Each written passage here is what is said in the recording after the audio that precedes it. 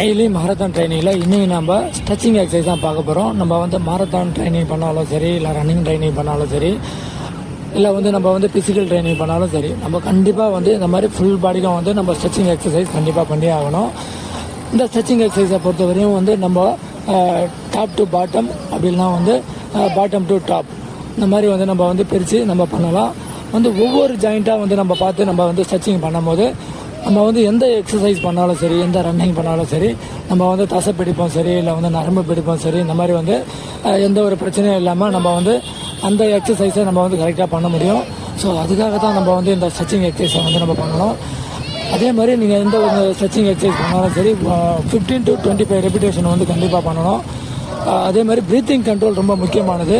நம்ம வந்து எக்ஸசைஸ் பண்ணும்போது நம்ம வந்து டம் கட்டி பண்ணாமல் நம்ம வந்து நல்லா வந்து ரிலாக்ஸ்டாக நம்ம வந்து ப்ரீத்திங் பண்ணி நம்ம பண்ணும்போது கண்டிப்பாக வந்து நம்ம வந்து ரிலாக்ஸாக